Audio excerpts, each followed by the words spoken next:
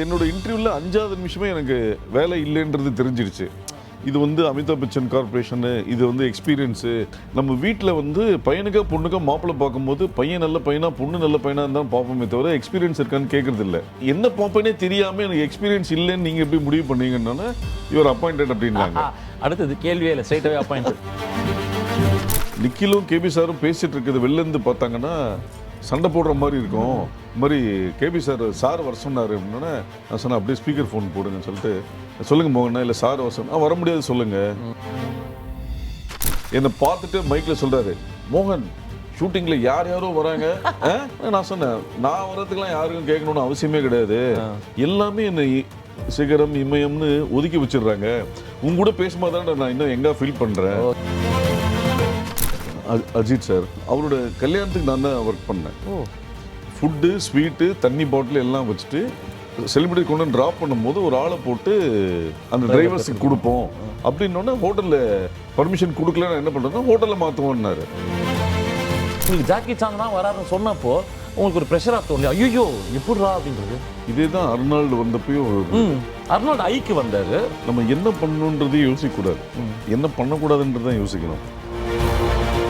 இப்போ நீங்கள் ஒரு பப்ளிக், நான் வந்து ஒரு பவுன்சர், தள்ளுங்க அப்படின்னா நீ யார் என்ன தள்ளுறதுக்குன்னுவாங்க. ஆனால் அங்கேயே ஒரு போலீஸ்கார் வந்து தள்ளுன்னா, நான் இங்கே கமல் சார் ஃபங்க்ஷன்ஸ்லாம் எப்படி பண்ணுவோன்னா பின்னாடியே வரமாட்டாங்க, 2 சைடில் கை பிடிச்சி இப்படி நிற்கும் போது வர ஆர்டிஸ்ட் ஸ்ட்ரெயிட்டாக அவங்க பாடு ஃப்ரீயாக வந்துடுவாங்க. அது இங்கே யாரும் ஃபாலோ பண்ணுறதே இல்லை.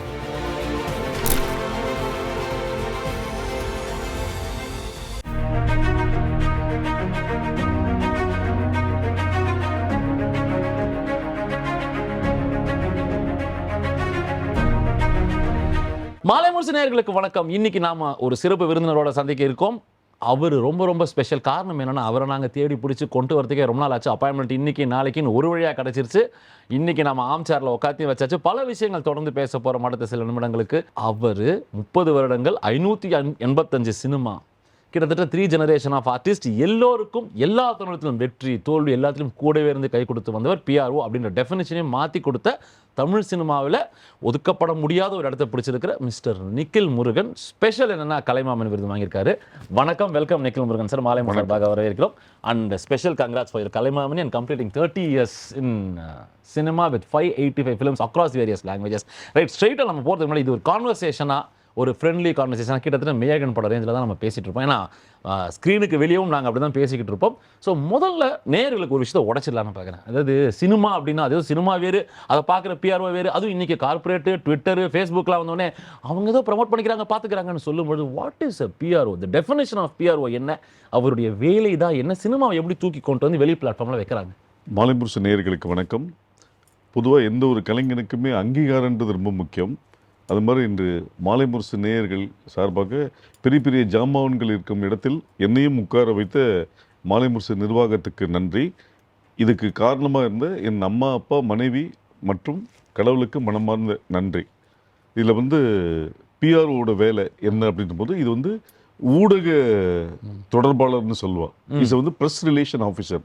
ஒரு படம் எடுக்கப்படுவதற்கு முன்பிலிருந்து போஸ்ட் ரிலீஸ் வரைக்கும் படம் பட்ட செய்திகள், புகைப்படங்கள், இன்டர்வியூஸ் எல்லாமே மீடியா மூலிமா மக்கள்கிட்ட கொண்டு போய் சேர்க்கறது தான் பிஆர்ஓவோட வேலை.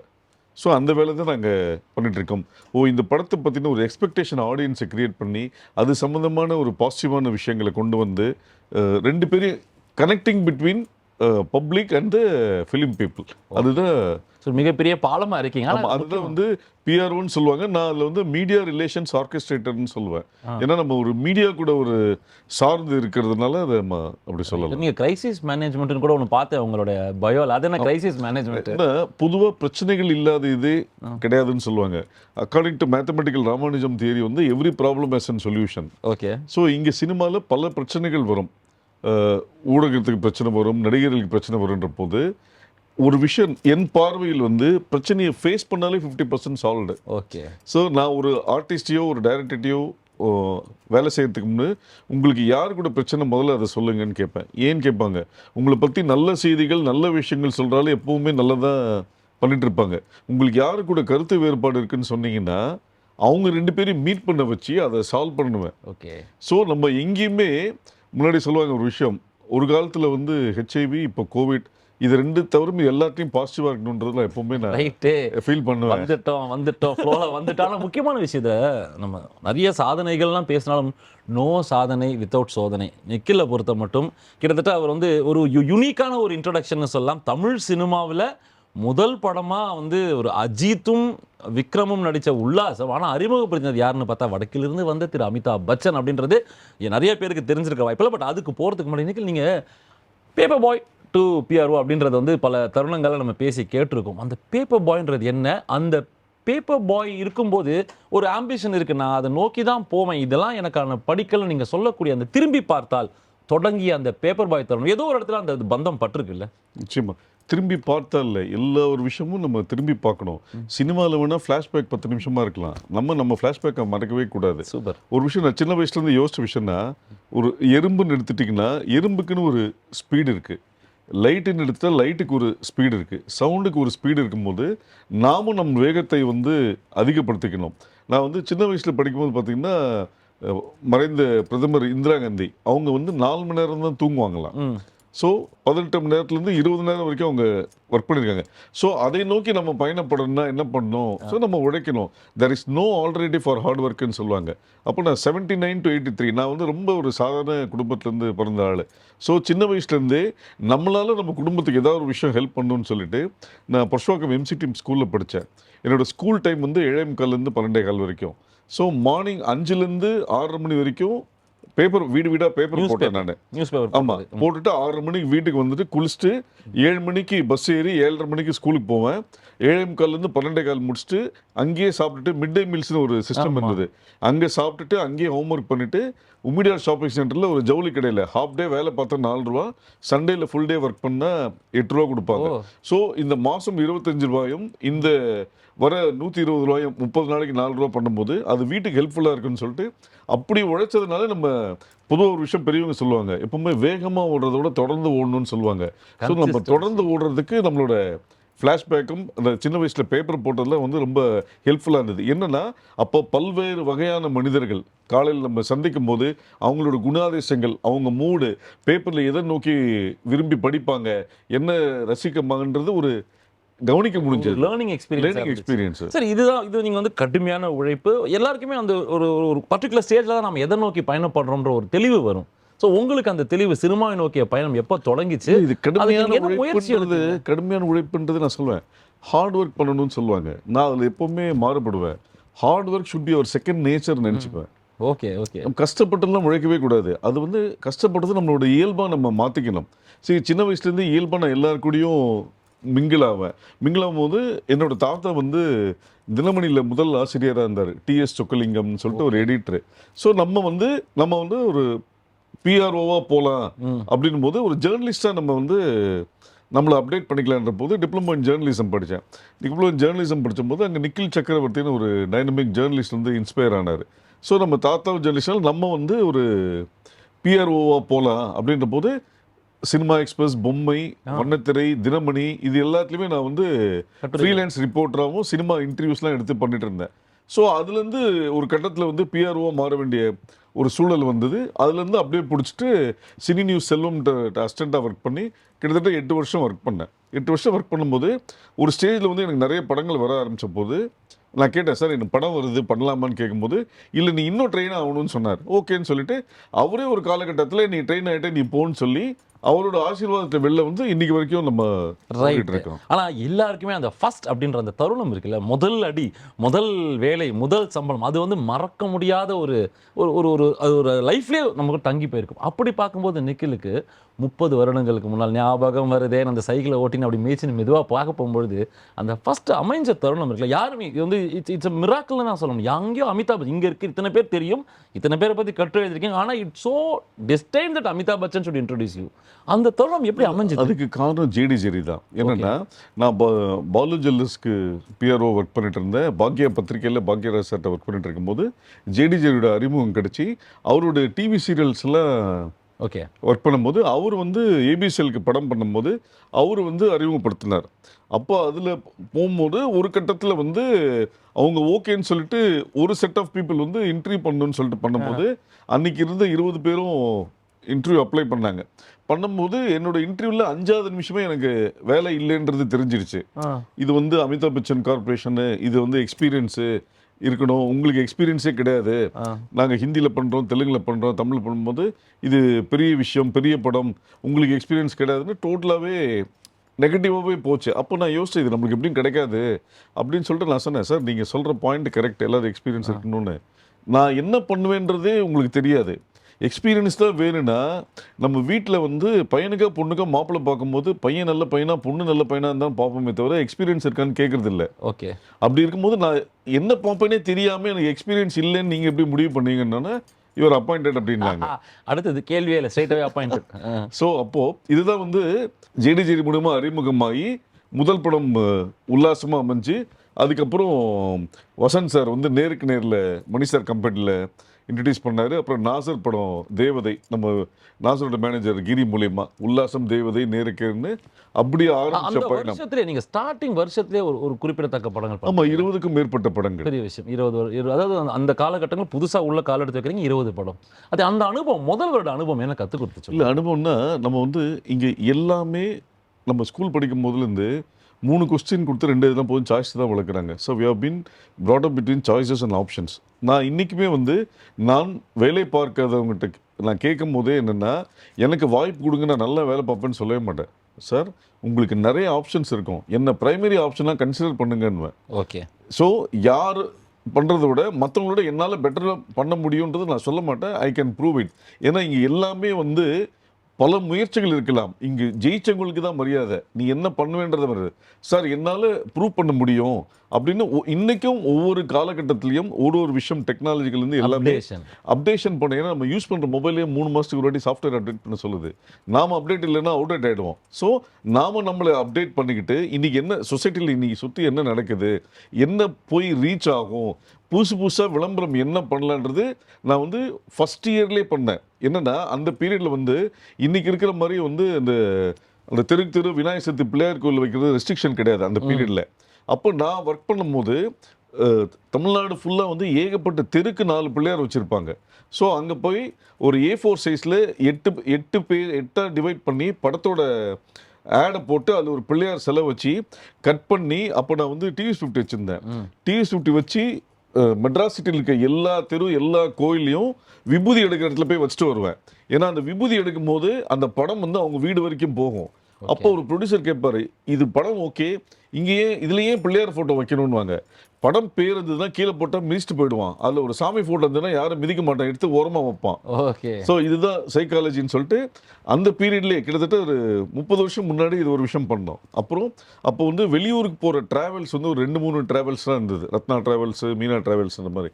அவங்கக்கிட்ட பேசி ½ லிட்டர் வாட்டர் பாட்டிலில் அந்த ஸ்டிக்கரை எடுத்துகிட்டு படத்தோட இதை ஒட்டி நாங்கள் ஃப்ரீயாக தண்ணி கொடுக்குறோம், எங்கள் பேசஞ்சர் கொடுங்க அப்படின்ற ஒரு விஷயத்த பண்ணோம்.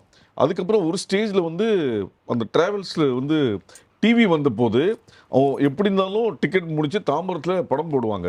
படம் போடுறதுக்கு முன்னாடி என் படத்தோட ட்ரெய்லரை போடுன்னு சொல்லிட்டு ட்ரெய்லரை வந்து சிடியில் கொடுப்போம். ஸோ அங்கே இருக்கிற ஒரு 70 பேருக்கு இன்ஸ்டண்ட்டாக ஏதோ ஒரு படம் ட்ரெய்லர் வருதுன்ற போது ரீச் ஆகுன்றது தான் கான்செப்ட். ஸோ இது மாதிரி ஒரு விஷயமா யோசிக்கணும். இன்றைக்கி சோஷியல் மீடியா வந்துடுச்சு, டிவிலேருந்து எல்லாமே வந்துடுச்சு. இப்போ அடுத்த கட்டம்னு பார்த்தீங்கன்னா ஸ்விக்கி, ஜொமேட்டோ, பிளிங்கிட், ரேப்பிடோ, இதில் தான் மக்கள் காலையில் ஏந்திரிக்கும் போதே காஃபி ஸ்விக்கியில் தான் ஆர்டர் பண்ணுறாங்க. இப்போ அடுத்த கட்டமாக இப்போ என்ன பிளான் பண்ணிட்டு இருக்கோம்னா, ஸ்விக்கி, ஜொமேட்டோ, பிளிங்கிட்டோட ஆப்பில் ஓலா புக் பண்ணி ஸ்விக்கியில் புக் பண்ணி அந்த வர நேரம் எங்கே வருதுன்னு ட்ராக் பண்ணுவான். அந்த ட்ராக் பண்ணுற நேரத்தில் 5 செகண்ட்ஸில் நம்மளோட படத்தோட ஆடு கொடுத்தா ரீச் ஆகுன்றதுக்காக ஒரு விஷயம் இப்போ நம்ம பண்ணிட்டு இருக்கோம். அதுதான் அது அதோட ஜெனிசிஸ். நானும் because I been part of your journey, கிட்டத்தட்ட அந்த 30 வருடங்கள் 25 வருடங்கள் நான் உங்களை பழகியிருக்கேன். ஒரு ஆச்சரியமான விஷயம் என்ன அப்படின்னா, ஒரு காலகட்டங்களில் புகைப்படங்கள் எப்படி கொடுத்துட்டு இருந்தாங்கன்றது எல்லாருக்கும் தெரியும், ஒவ்வொரு பத்திரிகைக்கும் எப்படி வந்து சேரும்னு. நீங்கள் வந்ததுக்கப்புறம் சின்ன மாற்றங்களை கொண்டு வந்தீங்க, அது ஏகோபித்த ஆதரவையும் பெற்றது. அதை பற்றி கொஞ்சம் சொல்லு. இல்லை, அது என்னென்னா, முன்னாடி வந்து ஒரு பூஜை போடுவாங்க, பூஜை போட்டோன்னே பிரிப்பாங்க.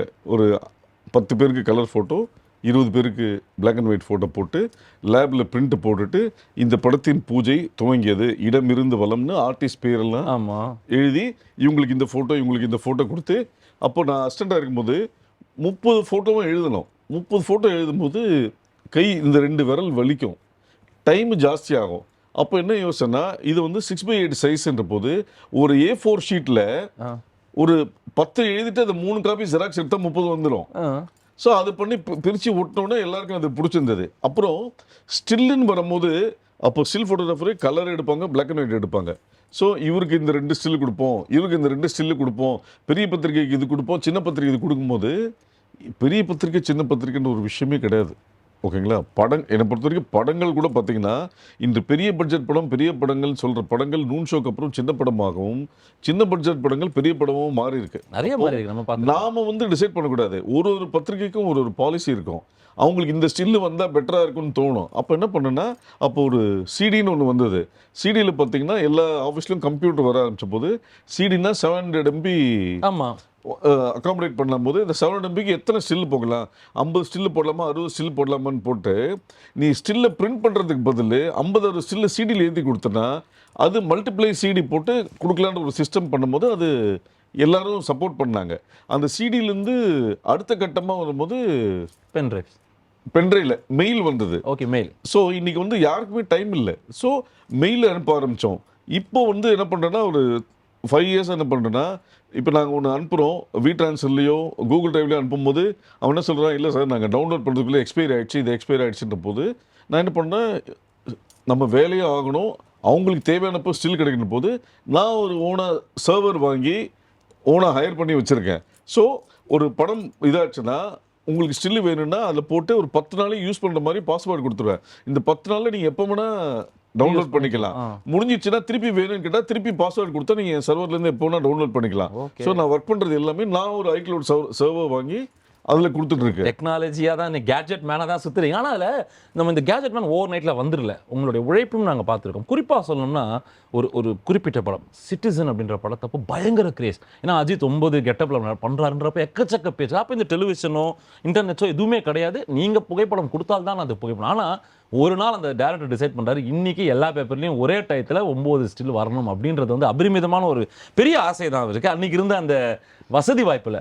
ஆனால் நீங்கள் வந்து ஒரு சின்ன 2 வீலர் தான். ஆனால் அன்றைக்கி you mat sure every people get it all the 9 stills. அது அந்த அந்த அந்த பிளான் எப்படி நடந்தது? இல்லை அதான் சார், இங்கே வந்து ஒரு பிஆர்ஓக்கு வந்து முதல்ல deadline of the news paper தெரிஞ்சுக்கணும். இன்றைக்கி தான் மீடியா வந்திருக்கு. அன்றைக்கி இவ்வளோ மீடியா கிடையாது, தூர்தர்ஷன் மட்டும்தான். அதுக்கப்புறம் தான் சன் டிவி வந்தது. ஒரு பிஆர்ஓ இருக்கணுன்ற போது அப்போ வந்து டெய்லிஸு, வீக்லிஸ், ஃபோர்ட்நைட்லிஸ், மந்த்லிஸ். ஸோ டெய்லி பேப்பர்ஸ் அப்படின்றப்போ மார்னிங் ஈவினிங். ஸோ ஈவினிங்கில் மொத்தம் 4 பேப்பர், மார்னிங்கில் 6 பேப்பர் இருக்கும்போது இதோட டெட்லைன் எத்தனை மணிக்குள்ளே கொடுத்தா வரணுன்றது ஒரு டெட்லைனை தெரிஞ்சுக்கொண்டது ஒரு பிஆர்ஓவோட மெயின் பொட்டென்ஷியல், பேசிக்கான விஷயம். அதை நான் எப்போவுமே ஒரு சார்ட் போட்டே வச்சுருப்பேன். இன்றைக்கி வந்து அன்றைக்கி போட்ட சார்ட் இன்றைக்கி எப்படின்னு பார்த்தீங்கன்னா, நான் ஒரு சார்ட் வந்து இந்த ட்ரெய்லர் லான்ச்சுக்காக ரெடி பண்ணி வச்சுருந்தேன். இந்தியாவில் 6 மணிக்கு ரிலீஸ் பண்ணுறதா இருந்தால் Singapore, Malaysia, Hong Kong, Dubai, America, London, Canada, இது மாதிரி ஒரு 18 ஊரில் எத்தனை மணி அங்கே. ஓகே. ஸோ இங்கே 9 மணினா அங்கே எத்தனை மணி போனால் ரீச் ஆகும். ஸோ எல்லாருக்கும் காமனான ஒரு டைம் போனால் எல்லாம் உலகம் ஃபுல்லாக ஒரே நேரத்தில் பார்க்கலாம் அப்படின்ற ஒரு விஷயம் கால்குலேட் பண்ணி ஒரு சார்ட் வச்சு அதை வச்சு தான் நான் ஒர்க் பண்ணிட்டுருக்கேன்.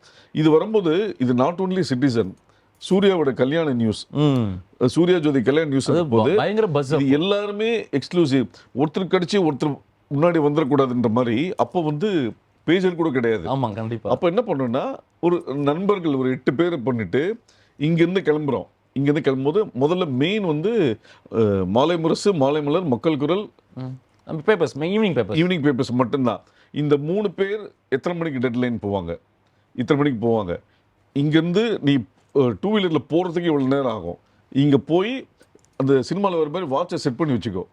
போய் கரெக்டாக 4 மணின்னா 4 மணி டக்குன்னு ரூம்குள்ளே போய் அந்தந்த ஆள்கிட்ட கொடுத்துரு.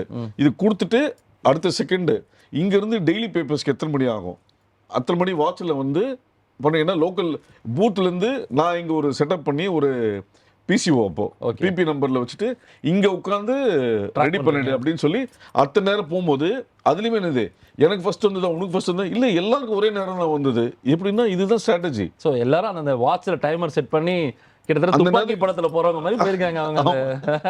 ரைட். ஆனால் நம்ம அது வந்து நீங்கள் நிறைய டெக்னாலஜிஸ் கொண்டு வந்திருக்கீங்க. அது நிறைய நீங்கள் அப்டேஷன் தொடர்ந்து பேசுவோம். பட் அதுக்கு முன்னாடி அந்த கடந்து வந்த முதல் 10 வருஷம் இருக்குல்ல, கிட்டத்தட்ட எல்லா பெரிய ஸ்டார்ஸ் அது உங்களுடைய அந்த ஜேர்னி இருக்குல்ல, அதில் குறிப்பாக சொன்னோம்னா சீக்கிரமே நீங்கள் கமல் சார்ட்ட, அதான் கமல் சார் கிட்ட வந்து அவ்வளோ ஈஸியாக வந்து அந்த கேட்டை தாண்டி போகும், அந்த சீக்கிரமே பண்ணி குறிப்பாக சொல்லணும்னா அந்த விருமாண்டி சண்டியராக இருந்த விருமாண்டி அது விருமாண்டியா மாறுது. நீங்கள் மதுரைக்கு வந்து ஒரு பெரிய கூட்டத்தை கூட்டு போகிறீங்க, ஆர்கனைஸ் பண்ணுறீங்க, பிரம்மாண்டமான ஒரு ஹேசல் ஃப்ரீ ட்ரிப். நானும் இன்ஃபேக்ட் அவர் பாராத ட்ரிப் வரோம், திருப்பி கேம்போ கோலால பிரச்சனையே இல்லை, பார்த்துக்கலாம், நோ இஷ்யூஸ், அது எவ்வளோ பிரச்சனையா நான் இங்கே பார்த்துக்கிறேன்னு கேம்போ கோலால நம்ம திருப்பி ஒரு செட்டு திருப்பி பிரசக்கு அந்த அந்த அந்த அந்த கிரைசிஸ் நேரம் எப்படி இருந்தது, அது எப்படி ஹேண்டில் பண்ணீங்க அந்த நேரங்கள்? சார் இங்கே வந்து ஒரு விஷயம் பண்ணும்போது நான் எப்பவுமே சொல்லுவேன், என்ன பண்ணணும்னு யோசிக்கவே கூடாது.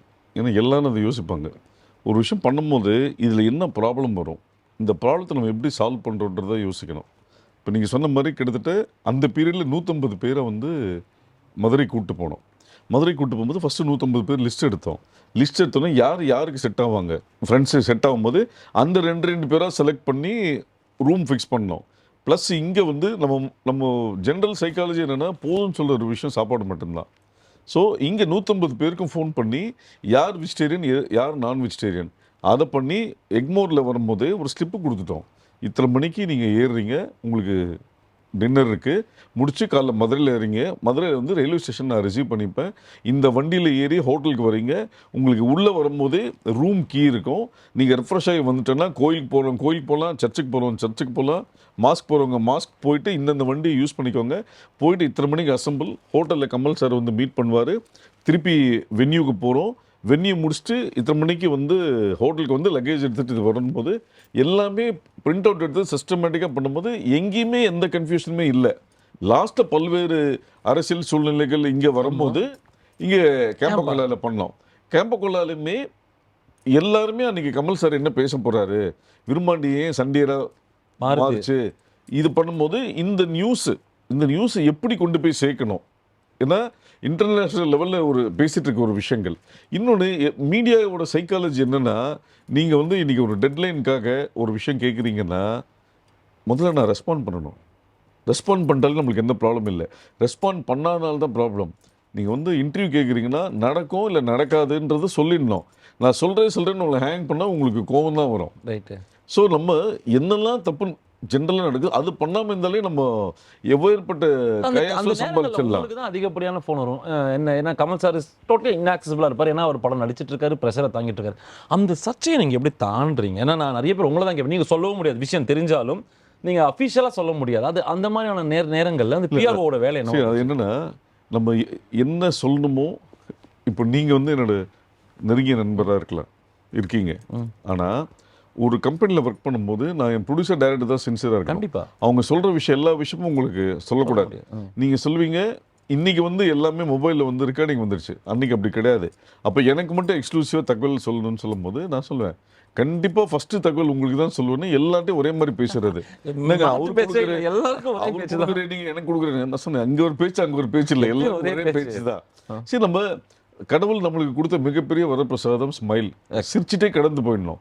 நம்ம டென்ஷன் ஆனால் நம்ம உடம்பு தான் கெடுதல். ரைட்டு.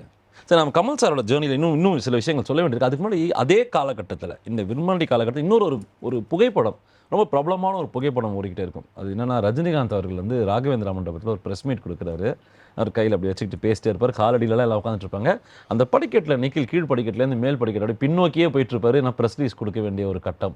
அது வந்து அரசியல் இல்லை, யாருக்கு வாக்களிக்க கூடாதுன்னு அரசியல் இல்லாத ஒரு பத்திரிகை. அது கிட்டத்தட்ட நேஷனல் மீடியா சேர்ந்த இடம். அன்னைக்கு அந்த ரஜினி பேசின விதம், அவருடைய மூட், நீங்கள் அவரோட இன்ட்ராக்ட் பண்ணது, அந்த ப்ரெஸ் மீட் அவர் வந்து இந்த பாபாவில் வந்து பல்வேறு விஷயங்கள் நடந்தது. ப்ரெஸ் மீட் வைக்கணும்னு, அப்கோர்ஸ் பாபா நீங்கள் பிஆர்ஓ பண்ண. ஆமாம், பல்வேறு போது ப்ரெஸ் மீட் வைக்கணுன்ற முடிவாச்சு. ராகவேந்திர மண்டபத்தில் வச்சு பண்ணி எல்லாமே அரேஞ்ச் பண்ணியாச்சு.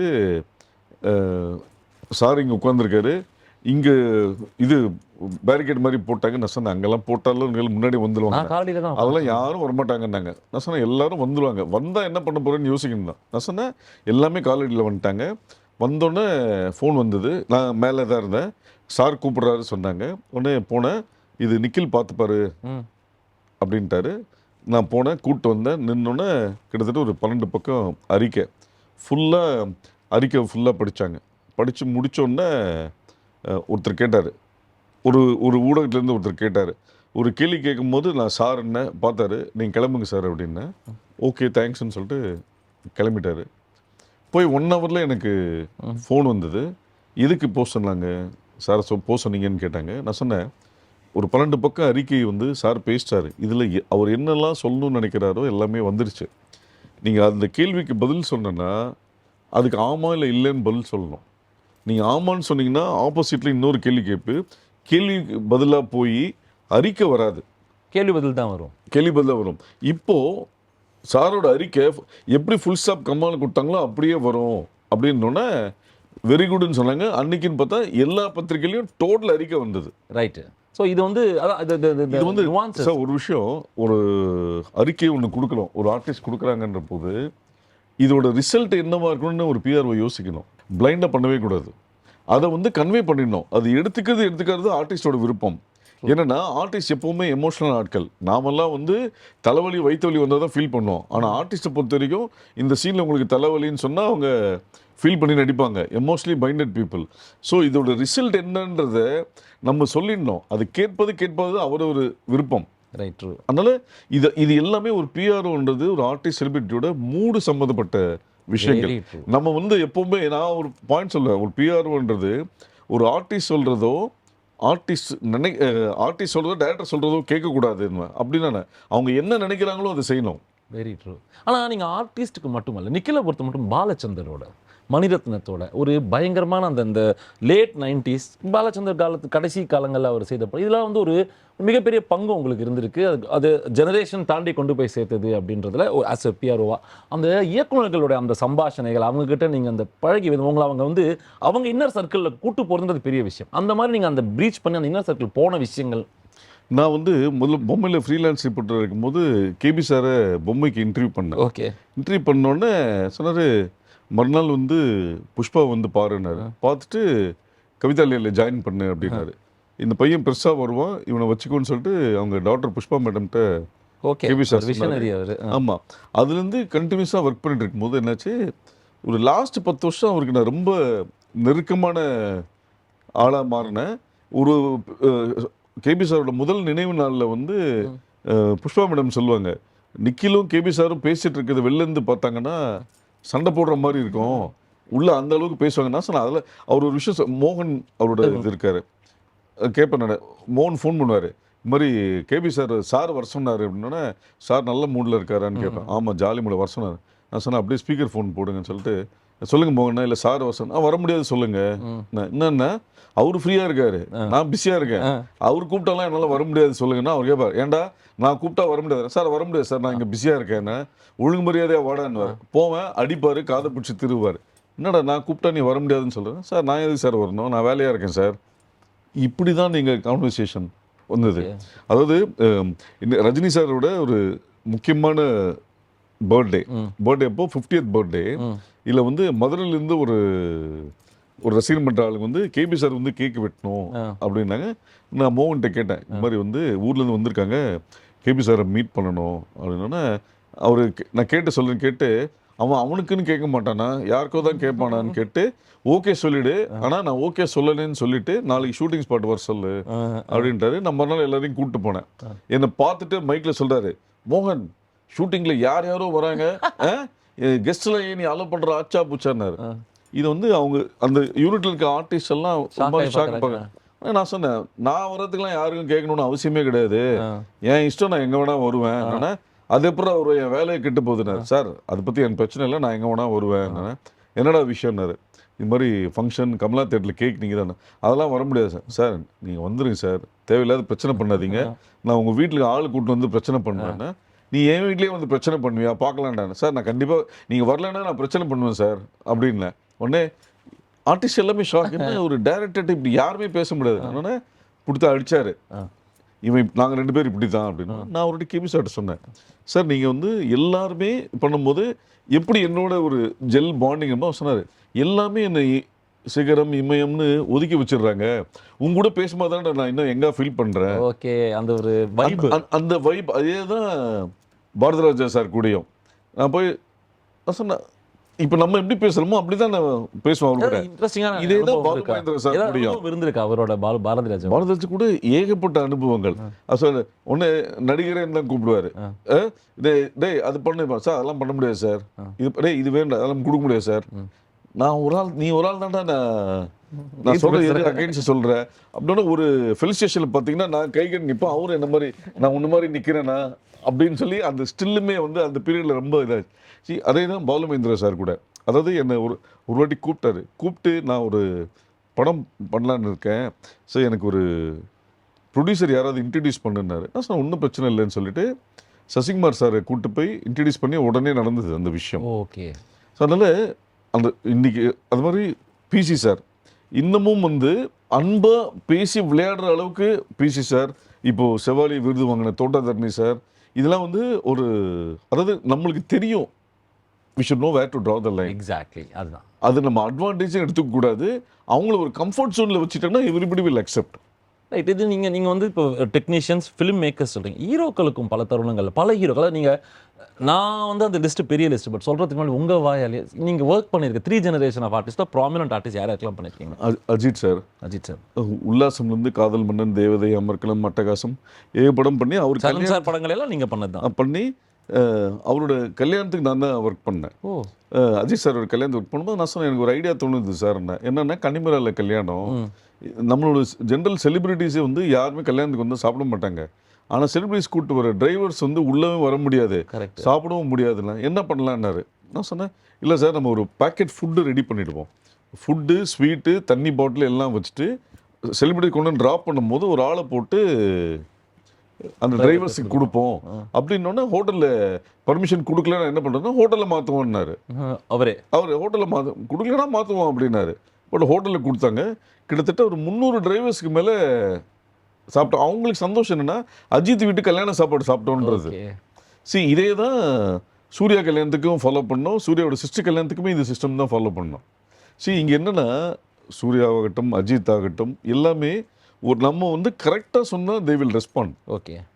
நம்ம என்ன சொல்கிறோன்றது முக்கியம், அதை எப்படி சொல்கிறோன்றது முக்கியம். அதில் தான் நீங்கள் சொல்வதுன்னும் போது before we go for a small பிரேக்கு முன்னாடி ஒரு சின்ன கேள்வி வச்சுட்டு போயிடுறேன். இன்றைக்கி வந்து ஒரு க்ரௌட் மேனேஜ்மெண்ட் அப்படின்றது மிகப்பெரிய கொஸ்டினாக இருக்குது. பயங்கர பிரச்சனைகள்லாம் ஓடிட்டுருக்கு ஒரு க்ரௌடு சேரக்கூடிய இடம் அப்படின்னு. ஆனால் அதில் முதலாக நான் ஒரு பெரிய க்ரௌடு பார்த்தது அப்படின்னா நேரு ஸ்டேடியமில் தசாவதாரம் படத்துக்கு ஜாக்கி சான் வராங்கன்னு சொல்லிட்டாங்க. அஃப்கோர்ஸ் அது நீங்கள் பண்ண படம். நாங்களே பத்திரிகையாளர்களே வெளியே வர முடியல, தள்ளு முள்ளு மைல்டு லத்தி சார்ஜ் நடந்த இடத்துல ஜாக்கி சானை கூட்டிட்டு போகிறீங்க, சிரிச்சு அவரோட புகைப்படம்லாம் எடுத்துகிட்டு இருக்கீங்க. அந்த ஒரு எபிசோட் எப்படி சார் உங்களுக்கு ஜாக்கி சான் தான் வராருன்னு சொன்னப்போ உங்களுக்கு ஒரு ப்ரெஷராக தோணலையா? ஐயோ எப்படிரா அப்படின்றது? இதே தான் அர்னால்டு வந்தப்பையும் அர்னால்டு ஐக்கு வந்தார். அர்னால்டு வந்தப்போ இது இஷ்யூஸி அதான் நான் உங்களுக்கு சொன்ன மாதிரி நம்ம என்ன பண்ணணுன்றதையும் யோசிக்கக்கூடாது, என்ன பண்ணக்கூடாதுன்றதான் யோசிக்கணும். நீங்கள் அர்னால்டு வந்தப்போ பார்த்தீங்கன்னா சின்ன சைக்காலஜி என்னென்னா இன்றைக்கும் இந்தியா ஃபுல்லாக இருக்க ஜிம்மில் அர்னால்டு இருப்பாங்க. அர்னால்டு படம் எல்லா ரெஸ்டாரண்ட்டில் ஹோட்டல்லாம் கூட அர்னால்டு இருக்கும்போது எல்லாருக்கும் இவரை பக்கத்தில் இருக்க வேண்டும், எல்லாருக்கும் ஃபோட்டோ எடுக்கணுன்ற ஒரு விஷயம் இருக்கும். இது எப்போவுமே பிளான் யூஸ்வலி எல்லாரும் பிளான் ஏ இல்லைன்னா பிளான் பின்வாங்க. நான் சொல்லுவேன் பிளான் ஏ இல்லைன்னா பிளான் இசட் வரைக்கும் யோசிக்கணும். 26 ஆப்ஷன் இருக்குது. நம்ம ஏன் பிளான் ஏ பிளான் பியோட ஸ்டிக்கப் ஆகிக்கணும் ஒன்றும். இன்றைக்கி வந்து பவுன்சஸ்ன்னு ஒரு விஷயங்கள் இப்போ பாப்புலர் ஆச்சு, அப்பயும் இருந்தது. நான் என்ன சொன்னேன்னா ஒரு க்ரௌட், ஒரு பப்ளிக் க்ரௌடில் இருக்கும்போது நான் என் பார்வை என்னென்னா பவுன்சர்ஸை யூஸ் பண்ணக்கூடாது. ஏன் அப்படின்னா இப்போ நீங்கள் ஒரு பப்ளிக், நான் வந்து ஒரு பவுன்சர் தள்ளுங்க அப்படின்னா நீ யார் என்ன தள்ளுறதுக்குன்னுவாங்க. கரெக்டு. ஆனால் அங்கேயே ஒரு போலீஸ்கார் வந்து தள்ளுன்னா பப்ளிக் அமைதியாக தள்ளி போயிடுவாங்க, பயம் இருக்கும். இப்படி தான் யோசிக்கணும். எல்லாமே ஆல்டர்னேட்டிவ் ஆப்ஷன்ஸ் இருக்குது. இது மாதிரி பண்ணும்போது அர்னால்டு எத்தனை மணிக்கு வராரு போகும்போது ஒரே மாதிரி 2 காரை ஏற்பாடு பண்ணுங்க. முடிச்சோன்னே எப்படியெல்லாம் போகும்போதாவது ஃபிக்ஸ் பண்ணிக்கலான்ற போது ஆல்டர்னேட்டிவ் இன்னொரு ரூட் யோசிச்சு இன்னொரு ரூட்டில் கூட்டு போயிடலாம். இது எல்லாமே பிளானிங் தான். இப்படி வந்தால் இங்கே பிரச்சனை ஆகுன்ற போது கூட்டு வந்துட்டு கரெக்டாக இங்கே என்னென்னா வரும்போதே பின்னாடி வராங்க. இந்த பவுன்சர்ஸ்லேருந்து எல்லாமே ஒரு ஆர்டிஸ்ட் பின்னாடி வரும்போது கூட்டம் சேர்ந்தே வருது. நான் இங்கே கமல் சார் ஃபங்க்ஷன்ஸ்க்கெலாம் எப்படி பண்ணுவேன்னா பின்னாடியே வரமாட்டாங்க. இவர் வராருன்னா 2 சைடில் நிற்க வச்சுருவேன். 2 சைடில் கை பிடிச்சி இப்படி நிற்கும் போது வர ஆர்டிஸ்ட்டு ஸ்ட்ரெயிட்டாக அவன் பாடு ஃப்ரீயாக வந்துடுவாங்க. அது இங்கே யாரும் ஃபாலோ பண்ணுறதே இல்லை. இங்கே என்னன்னா எல்லாமே சோஷியல் மீடியா வந்துடுச்சு, டிஜிட்டல் மீடியாவில் வந்தபோது ஆர்டிஸ்ட் வரும்போது பின்னாடி வர்றவங்களெல்லாம் வந்து தெரியணுன்றதுக்காக எல்லாம் பின்னாடி வராங்க. அது பண்ணவே கூடாது. நான் அந்த காலத்தில் அது பண்ணவே இல்லை. சைடில் நிறுத்திடுவோம். அதே மாதிரி தான் அர்னால்டுக்கும் ஜாக்கி சானுக்கும் அதுதான் பண்ணேன். இன்னொன்று ஜாக்கி சானில் இன்னொரு ஈஸியாக இருந்த விஷயம் என்னென்னா சிஎம் ஃபங்க்ஷன் வேறு. ப்ரோட்டோகால் இருந்துச்சு. அதனால் ஆட்டோமேட்டிக் ப்ரோட்டோகால்ன்ற போது இந்த தள்ளு முள்ளுன்ற ஒரு விஷயம் இல்லை. இப்படி தான் வருவார், இப்படி தான் போவாருன்ற போது எல்லாமே சிஎம் ப்ரோட்டோகாலில் ஃபிக்ஸ் ஆனதுனால என்னென்னா எல்லாருக்கும் ப்ரெஷர் இருந்தது. எல்லா செலிபிரிட்டிஸும் சரி, பப்ளிக்கும் சரி, ஜாக்கி சானோட ஃபேன்ஸு அவங்க கூட ஃபோட்டோ எடுக்கணும் போது நான் சொன்னேன் ரவிக்குமார் சார்கிட்ட பேசும்போது, அந்த யார் யார் படம் சம்மந்தப்பட்டவங்க ஜாக்கி சான் கூட ஃபோட்டோ எடுக்கணுமோ தாஜில் வச்சு ஃபோட்டோ எடுத்து கொடுத்துருங்க. அப்போ அங்கே உங்களுக்கு எந்த ப்ரெஷருமே இருக்காது. வந்தார் கிளம்பினாருன்ற மாதிரி இருக்கும், ஈஸியாக போய்டும். ஸோ எல்லாமே பிளானிங், எல்லாமே பேப்பரில் எழுத பழகிக்கணும். கமலஹாசன் ஒரு படத்தில் ஒரு டூயட் பாட்டில் சொல்லுவார், என்னங்க 5 நிமிஷத்துக்கு 3 காஸ்ட்யூம் மாற்றுவீங்களா அப்படின்னு குஷ்பு கேட்பாங்க, வச்சாலும் வைக்காம பாட்டில். அதே மாதிரி தான் ஒரு கேள்வி வச்சுருக்கேன். அஃப்கோர்ஸ் அதுக்கு நிக்கில் காஸ்ட்யூம் மாற்றிட்டு பதில் சொல்கிறேன்னு சொல்லியிருக்காரு.